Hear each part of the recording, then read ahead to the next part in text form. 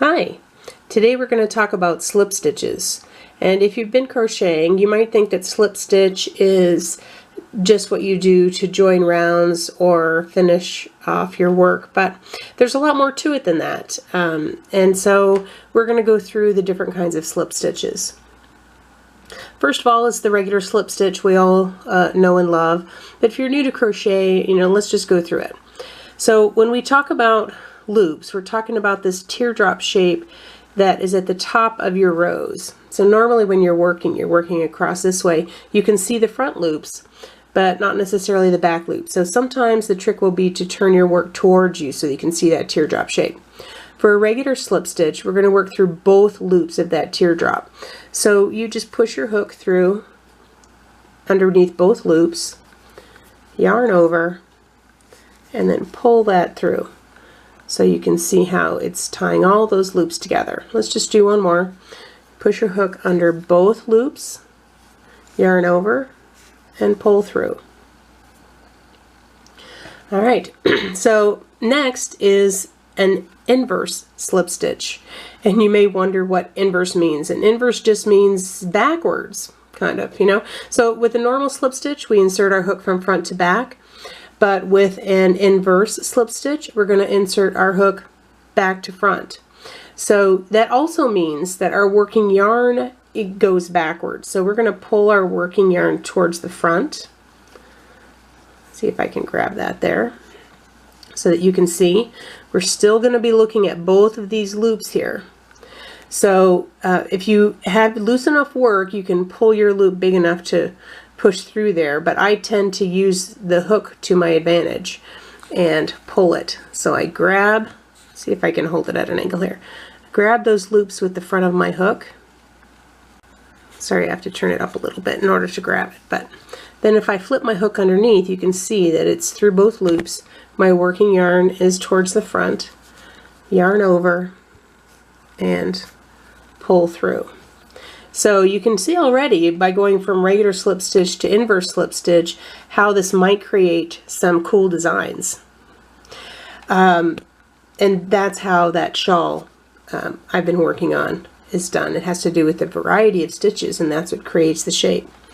But I want to show you the other kinds of slip stitches also. So next is front loop only. Again, if we're looking at this teardrop shape, we're going to be only working through the front loop. That means when you push your hook through, you're only going to have one loop on your hook, and that other loop is going to remain free. Same thing as usual though, you yarn over and pull through. So that free loop is still on the back, and there's your slip stitch. And guess what? Inverse front loop only slip stitch is just the opposite. You pull your working yarn to the front.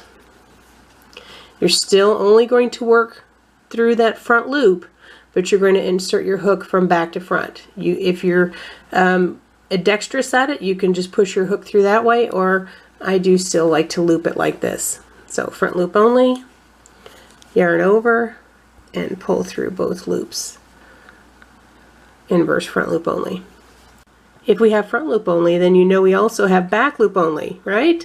So regular back loop only slip stitch, insert your hook front to back, just under that back loop. You can see that front loop is still going to be loose there.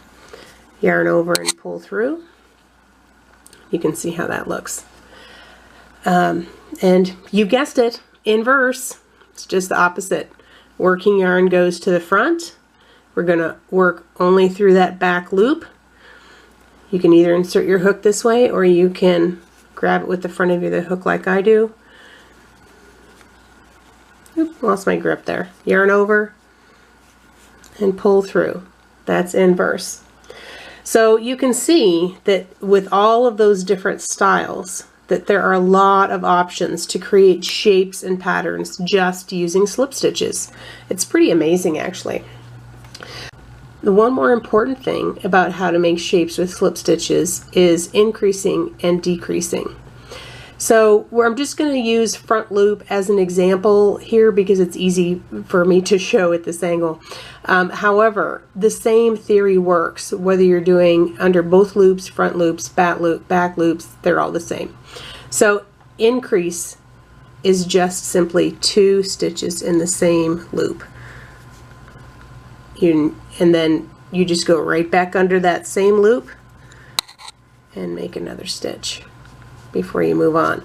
And that will help you increase your stitch count. Decreases are when you turn 2 stitches in the bottom row into 1 stitch. And so the way you do that is you insert your hook into the first loop, you insert your hook under the second loop, you yarn over and pull through, and now these 2 stitches in this row have been turned into 1 stitch. So let's show that again. If you're going to increase, you just work 2 slip stitches in the same space, and that's going to increase your stitch count. If you're going to decrease,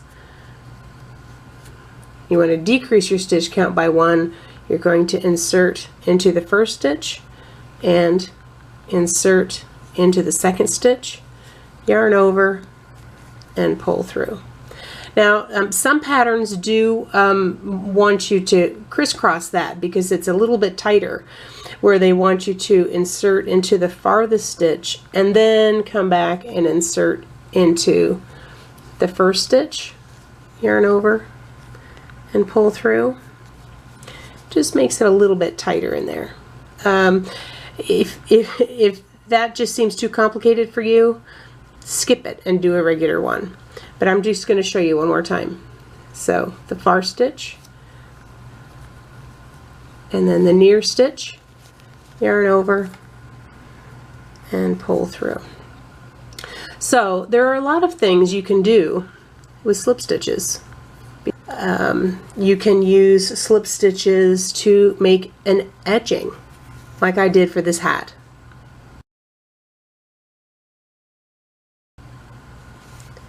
You can use slip stitches to decorate the surface of something. It's called surface crochet, like I did with this cloth. You can use slip stitch to seam 2 pieces of crocheted fabric together, like I did with this bag.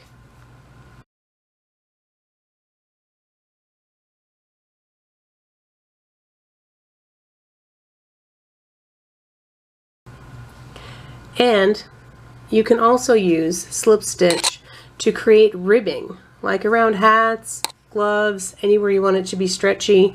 I've done a little bit here with this back loop only, and you can see how those rows stretch apart. But here's a better example.